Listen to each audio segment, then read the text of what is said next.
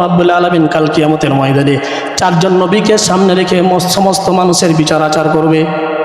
চারজন নবীকে সামনে রেখে মানুষের বিচার আচার করবে। এক নম্বর, কোন সমস্ত মানুষেরা যারা বলবে আমরা দুনিয়াতে ফকির ছিলাম, মিসকিন ছিলাম, গরিব ছিলাম, দিন আনে দিন খাই, ঠিক মতো কাজ না করলে খেতে পাই না, আমরা কিভাবে নামাজ পড়বো, কিভাবে ইবাদত করব। আল্লাহ রাব্বুল আলামিন তখন আমাদের নবী, সর্বশ্রেষ্ঠ নবী, সর্বযুগের নবী, সর্বকালের নবী, আমাদের নবী মুহাম্মদ সাল্লাল্লাহু আলাইহি সাল্লামকে দাঁড় করে দিবে। দেখো, ইনি হচ্ছে সর্বশ্রেষ্ঠ মানব। আমি আল্লাহর পরে যার সম্মান বেশি, এই লোকটা মাসকে মাস তার ঘরে খাবার ছিল না, খাবার থাকতো না, সে যদি আমার ইবাদত করতে পারে, শুধু ইবাদত না, 5 ওয়াক্ত নামাজ না, দাঁড়িয়ে দাঁড়িয়ে তাহাজ্জুদ নামাজ পড়তো, পা মুবারকগুলো ফেলে যেত। আমার বন্ধু যদি ইবাদত করতে পারে, তাহলে তোমরা কেন দুনিয়াতে ইবাদত করতে পারো নাই? সুতরাং আজকে অজুহাত খাটবে না, তোমরা জাহান্নামে চলে যাও। এই সমস্ত লোকদেরকে জাহান্নামে নিক্ষেপ করে দিবে। 2 নম্বর, যারা চাকরিজীবী আছে, বলে যে আমরা চাকরিজীবী, আমরা চাকরি করি, চাকরি করার সময় তো আমরা নামাজ আদায় করতে পারি না, আমরা কীভাবে নামাজ আদায় করব? চাকরি করলে নামাজ পড়তে পারি না, বস কিন্তু নামাজের সময় ছেড়ে দেয় নাই। আল্লাহ রাব্বুল আলামিন তখন ইউসুফ আলাইহিস সালামকে ডাক দিয়ে বলবে, এদিকে আসো। ইউসুফ আলাইহিস সালামকে দেখিয়ে বলবে যে শুনো, এই কিন্তু চাকর ছিল, গোলাম ছিল, বাদশার গোলাম ছিল। এই যদি বাদশার গোলাম থেকে আমি আল্লাহ রাব্বুল আলামিনের গোলামি করতে পারে, দাসত্ব করতে পারে, তোমরা তোমার বসের গোলামি করতে পারো, কিন্তু আল্লাহ রাব্বুল আলামিন গোলামি কেন করতে পারো না? সুতরাং এই অজুহাত খাটবে না, তোমরা জাহান্নামে চলে যাও। তাদেরকে জাহান্নামে মনে করবে, চাকরির বাহান দিয়ে কোনো লাভ হবে না। এরপরে 3 নম্বর, যারা বলবে আমরা অসুস্থ ছিলাম, ডায়াবেটিস, প্রেশার, হাঁটুর ব্যথা, মাজার ব্যথা, কপালে ব্যথা, মাথায় ব্যথা, এই ব্যথা দিয়ে কোনো কাজ হবে না। আল্লাহ রাব্বুল আলামিন যারা অসুস্থ রোগ বাহানা দিবে, আল্লাহ রাব্বুল আলামিন তখন আইয়ুব আলাইহিস সালামকে ডাক দিবে, যিনি 1 নয় 2 নয় 18 বছর তাকে পোকায় কিন্তু খেয়েছে গোটা শরীরটিকে। তার শরীরের মধ্যে 1 কেজি গোস্ত ভালো ছিল না, সমস্ত গোস্তগুলো খেয়ে ফেলেছে পোকায়। সে আইয়ুব আলাইহিস সালাম যদি ইবাদত করতে পারে, 18 বছর পোকায় খেয়েছে, তুমি যদি ইবাদত করতে পারে, আল্লাহ রাব্বুল আলামিন জিকির আজকার করতে পারে, আজকে আমরা কপাল পুরো হতভাগা মুসলমান। আজকে যদি আমরা অসুস্থর বাহানা দিই, অসুস্থ বাহানা কাটবে না, কাল কিয়ামতের ময়দানেদেরকে জাহান্নামে নিক্ষেপ করে দেওয়া হবে। এই জন্য অসুস্থ বাহান দেওয়া চলবে না, অসুস্থ বাহান দিয়ে কোনো কাজ হবে না। এরপরে 4 নম্বর, যারা দুনিয়ার ভিতরে রাজা, বাদশাহ, মন্ত্রী, এমপি আছেন, বলবো আমরা জনগণের খেদমত করি, জনগণের দেখভাল করি। যারা বললো যে আমরা জনগণের খোঁজ খবর নিতে নিতে সময় পাই না, নামাজ কিভাবে আদায় করব? আল্লাহ রাব্বুল আলামিন সুলাইমান আলাইহিস সালামকে ডাক দিবেন। সুলাইমান আলাইহিস সালাম কোনো রাজ্যের রাজা ছিল না, পুরা পৃথিবীর রাজা ছিল, পুরা পৃথিবীর একজন বাচ্চা ছিল সুলাইমান আলাইহিস সালাম। শুধু মানুষের রাজা না, জিন সব কিছুর রাজা ছিল, পশু পাখি সকলের রাজা ছিল, সকলের বিচার আচার করত। এই সুলাইমান আলাইহিস সালামকে দেখে বলবে, দেখো এ দুনিয়ার পুরা পৃথিবীর রাজত্ব ছিল, রাজা ছিল, এ পুরা পৃথিবীর রাজত্ব দান করেছে, তবু আমি আল্লাহ রাব্বুল আলামিন ইবাদত করেছে। সুতরাং তোমরা যারা আজকে বলো যে আমরা দুনিয়ার মন্ত্রী, মিনিস্টার ছিলাম, মন্ত্রী, এমপি ছিলাম, তোমাদের এই কথা দিয়ে কোনো কাজ হবে না। সুতরাং আজকে তোমরা আমার দুনিয়ার ভিতরে ইবাদত করতে পারো না, আজকে তোমরা জাহান্নামে চলে যাও। তাহলে আমরা কোথায় যাব? আমরা কোথায় যেতে রাজি? জাহান্নামে না জান্নাতে? কোথায় যেতে রাজি আমরা? কথা বলে না, কোথায় যেতে রাজি? জান্নাতে যেতে রাজি। জান্নাতে যদি রাজি হয়, তাহলে আল্লাহ রাব্বুল আলামিন মালিকের গোলামি করতে হবে, কোনো মানুষের গোলামি না, আল্লাহ রাব্বুল আলামিনের গোলামি করতে হবে। আর যদি মনে করেন যে আমরা জাহান্নামে যাবো, তাহলে মালিকের গোলামি করার দরকার নাই। এই জন্য আমার ভাইয়েরা, কথা দীর্ঘায়িত করবো না, কিছু মানুষকে দেখা যায় যে মুসলমান, যে হিন্দুরা যখন টিভি চালায়, গান বাজায়, তখন আজান হলে হিন্দুরা গানের ভলিউম কি করে? কমায় দেয়, 0 করে দেয়। কিন্তু আজকে মুসলমানের সন্তান হয়ে, মুসলমান হয়ে যখন আজান হয়, তখন টিভির ভলিউম আরো জোরে দেয়, গানের ভলিউম আরো জোরে দেয়। এরা মুসলমানরা পাক্কা মনে করে জোরে বলেন, ঠিক কিনা? এই জন্য আমার মুসলমান ভাইয়েরা, গান বাজনা যখন করতেছে না, আজান হইতেছে, মনে করছে আজান হচ্ছে তো কি হয়েছে, আর পাওয়ার ভলিউম আর বাড়াই দেয়। ফেরেশতারা বাটাম দিয়ে বসে আছে কবরের ভিতরে, এমন বাটাম শুরু করবে যে দুনিয়াতে যে অন্যায় কাজ করেছো, যে জুলুম করেছো, নির্যাতন করেছো, এই বাটাম দিয়ে সাইজ করা হবে। এজন্য গান বাজনা চলতেছে, আজান হচ্ছে, গান বাজনা বন্ধ করে দাও। কিছু মানুষকে দেখবেন যে নামাজ পড়ে না, ইশারা নামাজ পড়ে না। কিছু মানুষ মুসল্লি আছে, দেখেন যে ইশারা নামাজ পড়তে আসে না। এই যে টিভির দোকান আছে, এই যে কয়েকটা দোকান আছে দেখবেন যে এখানে বসে থাকে, সিনেমা দেখে বসে, বুড়া মানুষ দাড়ি পেকে গেছে, চুল পেকেছে, বসে বসে টিভি দেখতেছে, আর নামাজ পড়তে আসে। বুঝতে হবে তার কপাল পুড়ে গেছে। আর যুবকদেরকে বলবো, যুবক তোমরা নামাজ পড়তে আসছো, সপ্তাহে একদিন নামাজ পড়তে আসো, নামাজ নিয়ে তামাশা করতে আসো না। নামাজ নিয়ে তামাশা করবে না তোমরা। যখন সালাম দেওয়া হয় তখনই দেখো যুবকরা দৌড় দিয়ে বাড়ি চলে যায়। এই জন্য ভাই, একদিন নামাজ পড়তে এসছো, একদিন নামাজ পড়তে তামাশা করো নামাজের সাথে, আল্লাহর সঙ্গে কি তামাশা করতেছো তোমরা? এই জন্য নামাজ ফরজ শেষ হবে, সুন্নাত হবে, দোয়া করে এরপরে বাড়ি যাবে। তামাশা শুরু করবেন না, নামাজ নিয়ে কখনো তামাশা করবেন না। তামাশা যদি কোথায়, নামাজ পড়তে আসার দরকার নাই মসজিদে। আপনি আপনার জায়গা থেকে আরেকজন চলে যাচ্ছেন নামাজ, আপনি দোয়া করেন না, আপনি নামাজ সুন্নাত করেন না, আপনি চলে যাচ্ছেন বাড়ি। সপ্তাহে একদিন আসতেছেন। কথাগুলো বলছে মন খারাপ করছেন আপনারা? সত্য কথা বলতেছি ভাই, দুঃখ লাগে। এই জন্য আমার ভাইরা অনুরোধ করব, একদিন সপ্তাহে আসতেন হাজিরা দিতে, ভালো করে নামাজটা করে যাবেন। আল্লাহ তাআলা আমাদেরকে সকলকে তৌফিক দান। আল্লাহ রাব্বুল আলামিন কোরআনে কারীমের মধ্যে বলেন, আলাম তারা ইলাল্লাযী হাজ্জা ইব্রাহিম ফি রাব্বিহি আন আতাহুল্লাহুল মুলক إذ قال إبراهيم ربي الذي يحيي ويميت قال أنا أحيي وأميت। আমার বন্ধুগণ, আমার ভাইরা, ইব্রাহিম আলাইহিস সালাম আমরা নাম জানেন সকলেই। ইব্রাহিমের পিতার নাম হচ্ছে আজর। ইব্রাহিম যখন আজরের ঘরে জন্মগ্রহণ করলেন, ইব্রাহিম আলাইহিস সালাম ছোট। দেখেন যে তার বাবা একদিন মাটি দিয়ে মূর্তি তৈরি করতেছে। তখন বলতেছে, বাবা এগুলা কি তৈরি করতেছ? তখন আজর বলতেছে, এগুলো আমরা মাটি দিয়ে মূর্তি, আমাদের রব তৈরি করতেছি, খোদা তৈরি করতেছি। ইব্রাহিম আলাইহিস সালাম বলছে, মাটি দিয়ে নিজের হাতে রব কোনদিন হয়? রব তো তিনি হবেন যিনি সমস্ত ক্ষমতার অধিকারী। এই তো মাটির জিনিস, আপনি কিভাবে রব বানান? ইব্রাহিম আলাইহিস সালামকে বললো যে, শুনো, এগুলো আগুনে পুড়িয়ে এগুলোকে বলছে যে এগুলো তুমি বাজারে বিক্রি করতে যাও। ইব্রাহিম আলাইহিস সালাম তখন মাথায় টুকরি নিয়ে মাথায় ভর্তি করে বাজারে যাচ্ছে। দেখতে পেলেন রাস্তার মধ্যে একটা নদী, সে নদীর পাড়ে টুকরিটা রেখে দিয়ে মূর্তিগুলোকে একটা করে চুবাচ্ছে আর উঠাচ্ছে, একটা করে চুবাচ্ছে উঠাচ্ছে। আচ্ছা বলেন তো, মাটির জিনিস দিয়ে চুবাই উঠায় তাহলে থাকবে না। তো এইভাবে মাটির উপরে চুবাইছে, যখন পানিতে যখন চুবাইছে, তখন কার হাত নাই, কার পা নাই, কার চোখ নাই, কার ডের ব্যাটারি, কার নাক ভাঙা, এরকম ভেঙে গেছে, খসে গেছে। এগুলো মাথায় করে নিয়ে আবার বাজারে গেছে। তখন বাজারে যখন নামাইছে টুকরি, তখন জনগণ বলছে, তুমি এগুলো কি নিয়ে এসছো? এগুলো লিবে মানুষে? তো হাত নাই, পা নাই, কোনটা নাক নাই, চোখ নাই, কান নাই, এগুলো লিবে না তো? কি করব বলেন তো? আমি মাথায় করে নিয়ে আসছিলাম, তখন এরা একে অপরকে ঝগড়া করতে যে নাক মুখ ভাঙে ফেলেছে। মানুষেরা বলছে যে এর তো হাত নাই, পা নাই, এরা তো কী হবে, এরা তো জীবী না, এর ভিতরে এদের ভিতরে জানি না কীভাবে মারামারি করবে। বাড়ি নিয়ে চলে এসছে।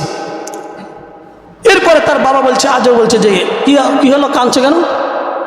বলছে, বাবা তোমার যে খোদা আছে, এই খোদাগুলো এমনই বদমাইশ খোদা, এত শয়তান খোদা যে আমি মাথায় করে নিয়ে আসছি, কিন্তু এরা একে অপরে মারামারি করছে।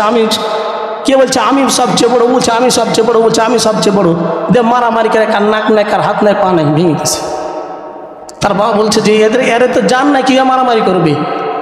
তখন ইব্রাহিম আলাইহিস সালাম বলছে, বাবা যার জান নাই, যার প্রাণ নাই, যে মানুষের উপকার করতে পারে না, যে মানুষের ক্ষতি করতে পারে না, সে কি রব হতে পারে?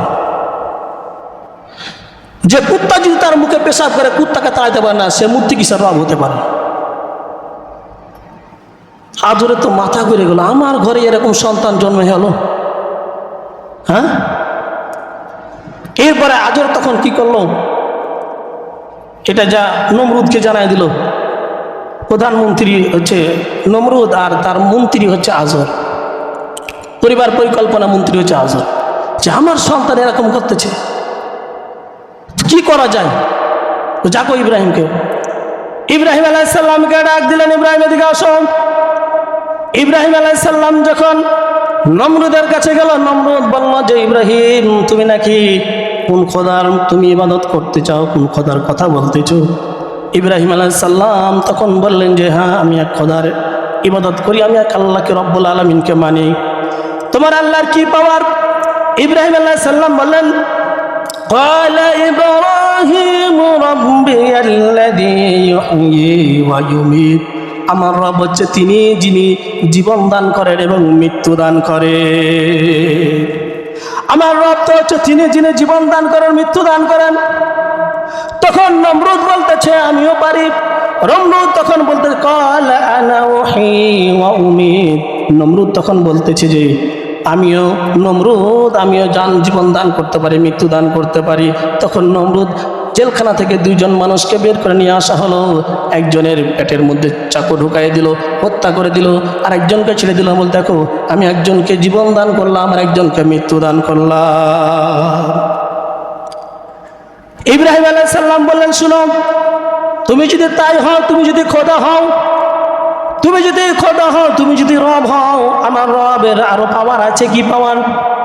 আমার রবের পাওয়ার হলো فإن قال إبراهيم فإن الله يأتي بالشمس من المشرق, ইব্রাহিম আলাইহিস সালাম বলে আমার রব প্রতিদিন সূর্য পূর্ব দিকে উঠায় আর পশ্চিম দিকে ডুবায়।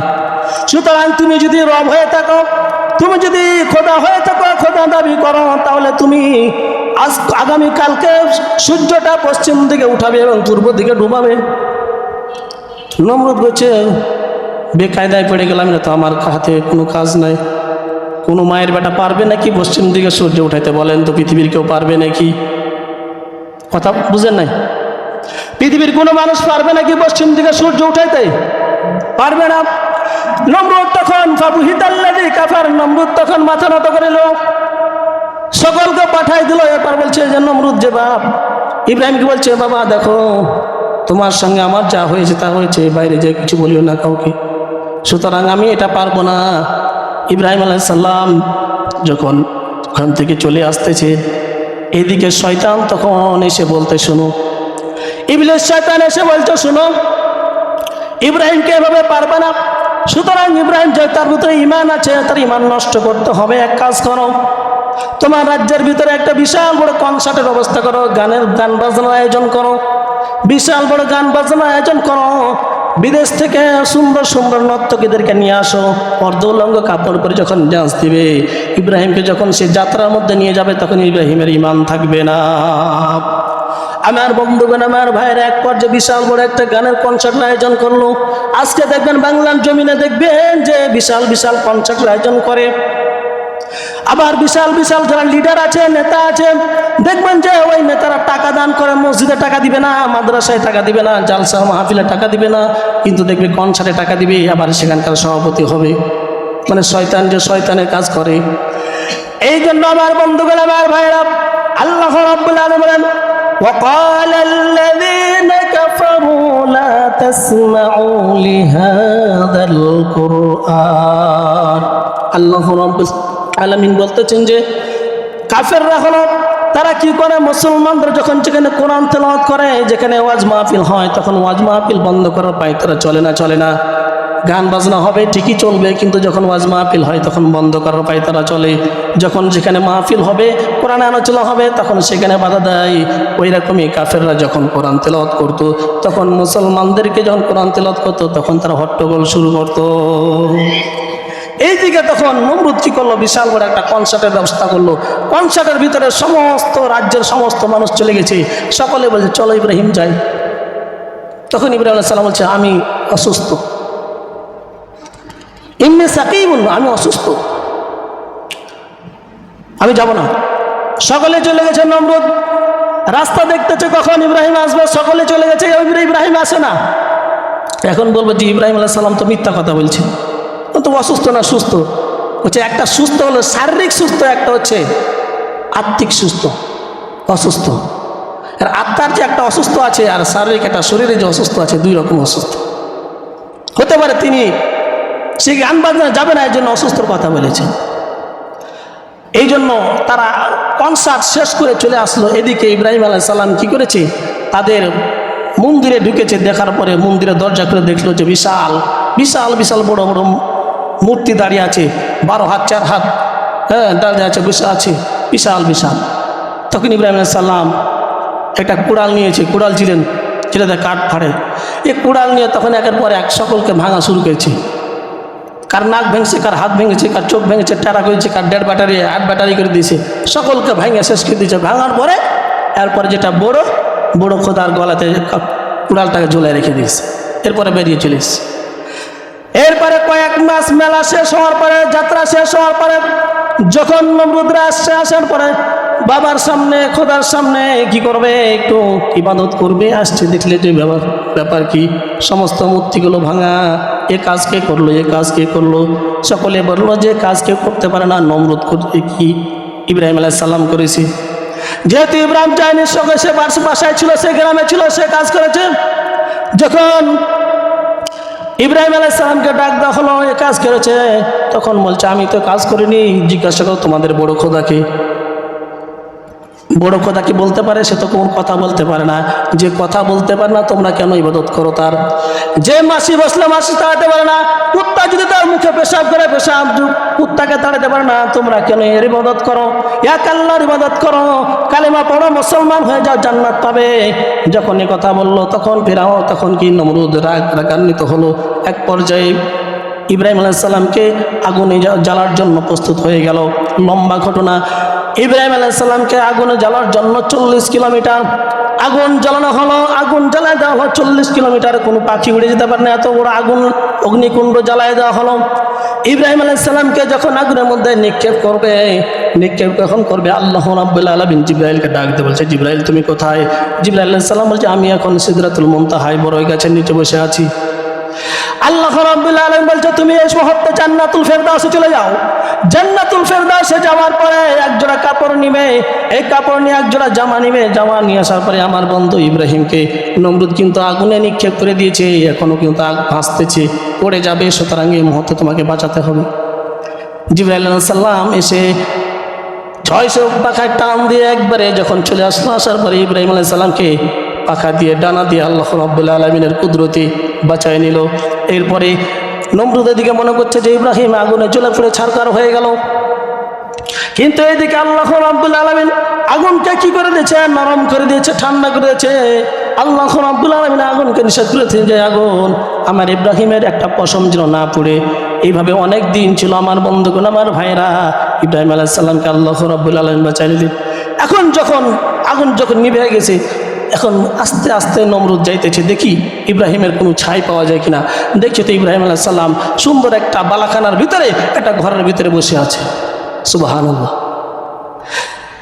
এই দৃশ্য দেখে ইব্রাহিমকে মারা গেল না, কি করতে হবে, তোর খোদার কত পাওয়ার।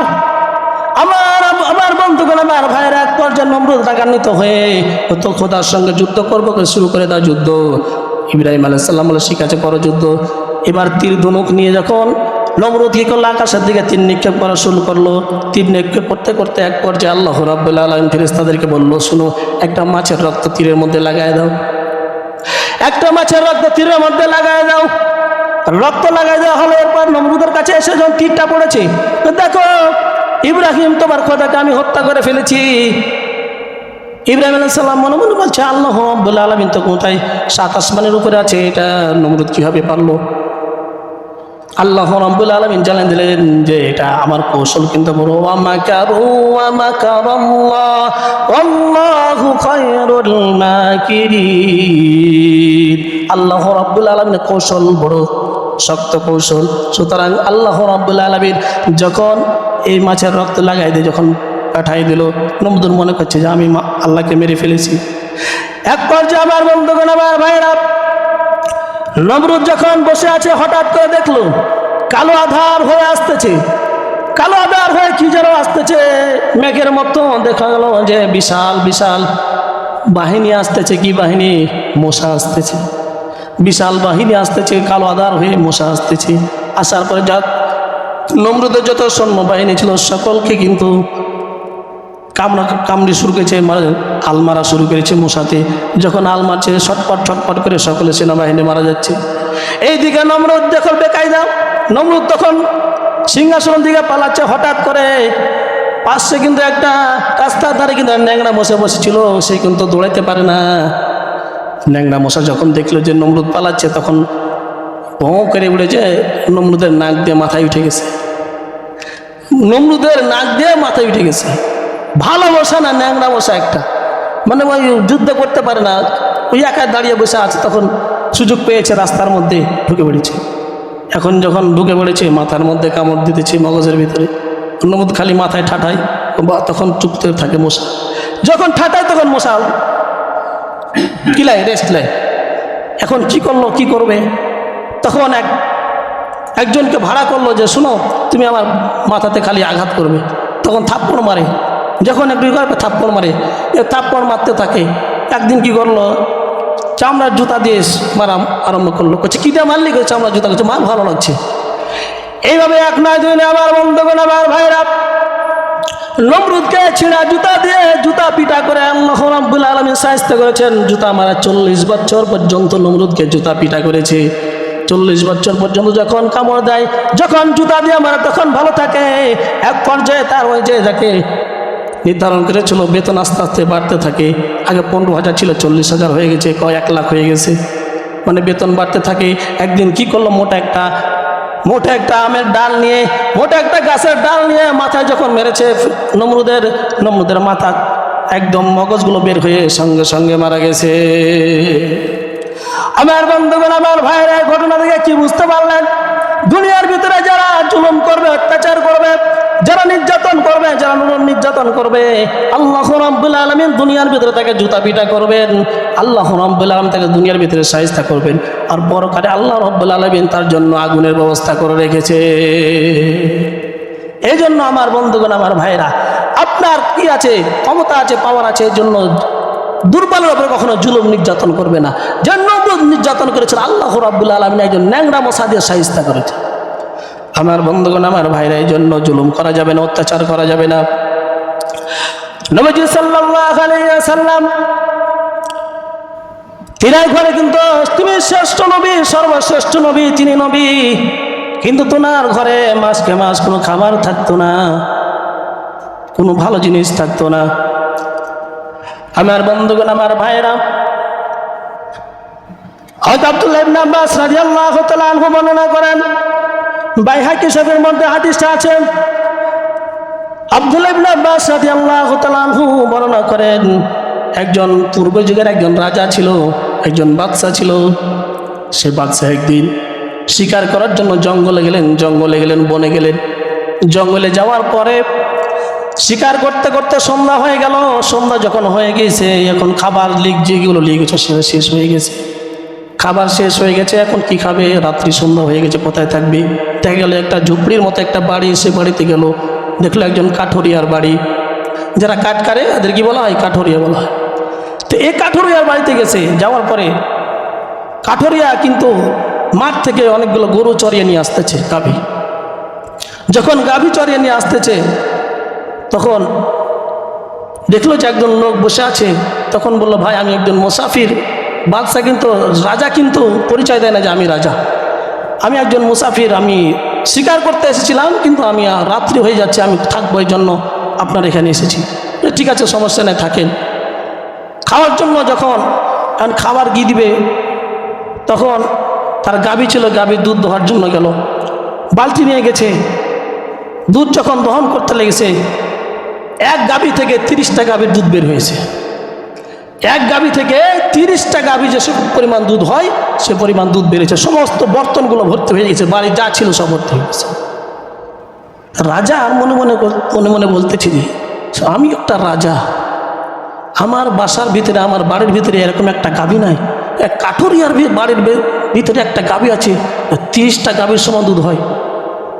তার লোভ লেগে গেছে, যে করে হোক আমার গাভীটা নিতে হবে।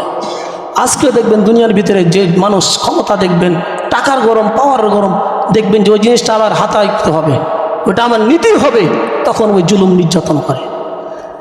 এরপর যে কি করলো, সেদিন আবার দুধ খেয়েটে আবার সকালে আবার চলে এসছে রাজা।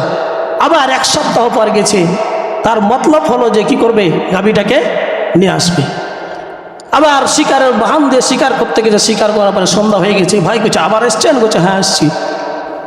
তো আজকে যখন দুধ দহন করার জন্য গেছে, লম্বা ঘটনা, দুধ দহন করার জন্য গেছে, তখন আজকে দুধ যখন দহন করতেছে তো দেখলো যে 1 কেজির কম দুধ হইল।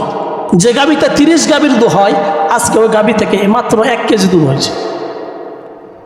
বাদশাহ হয়রান হয়ে গেল, ব্যাপার কি? সেদিন দেখলাম যে 30টা গাভীর সমান দুধ হলো, বর্তন যতগুলো ছিল হাঁড়ি পাতিল সব ভর্তি হয়ে গেছে, আজকে কেন এই অবস্থা? তখন সে রাজা তখন ওই বাদশাকে বলতেছে, না ওই কাঠুরিয়াকে বলতেছে, ভাই সেদিন দেখলাম এই গাভী থেকে 30 গাভীর দুধ হয়েছে, আজকে কেন 1 কেজি দুধ হলো না? তখন সে বলতেছে, আমার রাজ্যের রাজা মনে হয় আমাদের উপরে জুলুম শুরু করেছে, এই জন্য আল্লাহ রাব্বুল আলামিন বরকত উঠায় নিয়েছে।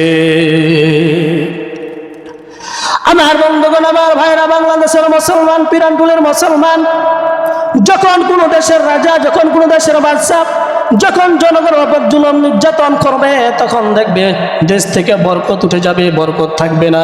যতই টাকা ইনকাম করার মধ্যে বরকত থাকবে না, কোনদিন বরকত থাকবে না। এক পর্যায়ে কি করলো ওই রাজা, যখন কাঠুরিয়া যখন বললো যে আমার রাজ্যের রাজা আমাদের উপরে যখন জুলুম নেওয়ার সিদ্ধান্ত নিয়েছে, এখনো জুলুম করেনি, সিদ্ধান্ত নিয়েছে, এই জন্য বরকত কমে গেছে। মনে মনে রাজা বলছে, আমি যদি এখন কি দিই, পরিচয় দিই আমি রাজা, তাহলে আমার হাড্ডি গুড্ডি কিছু রাখবে না। রাজা সেখান থেকে চলে এসেছে। আসার পরে 1 সপ্তাহ পর আবার শিকারের জন্য জঙ্গলে গিয়েছে। জঙ্গলে যাওয়ার পরে যখন বাসায় এসছে, বাসায় এসে তওবা করছে, আল্লাহ আর জিন্দগিতে আমি আমার রাজ্যের কোনো জনগণের উপর কোনো জুলুম করবো না, নির্যাতন করবো না, আমাকে ক্ষমা করে দাও। আল্লাহ রাব্বুল আলামিনের কাছে ক্ষমা চেয়ে নিয়েছে। এখন ইনসাফ কায়েম করার কি দিয়েছে, নিয়াত করেছে, আমি প্রত্যেকটা মানুষের উপর, প্রত্যেকটা জনগণের উপর ইনসাফ কায়েম করব। এই কথা বলে যখন আবার জঙ্গলে এসছে শিকার করার জন্য, শিকার যখন করতেছে, আবার সন্ধ্যা হয়েছে, আবার কাঠুরিয়ার বাড়িতে আসছে। আসার পরে যখন মেহমান হয়েছে, এখন দুধ দহন করার জন্য যখন কাঠুরিয়া ওই গাভীর কাছে গেছে, আজকে প্রথম দিন যেমন 30 গাভীর দুধ হয়েছে, আজও সেমন 30 গাভীর দুধ হয়েছে। তখন রাজা বলছে, ভাই আজকে কেন 30টা গাভীর দুধ হলো, সেদিন কেন হলো না? বলছে, আমার রাজ্যে রাজা মনে হয় আল্লাহ রাব্বুল আলামিন ইনসাফ কায়েম করছে, এই জন্য ইনসাফ কায়েম করার নিয়ত করেছে, এই জন্য আল্লাহ রাব্বুল আলামিন বরকত দান করেছে। এই জন্য জুলুমে কোনো বরকত নাই, জুলুম করা যাবে না।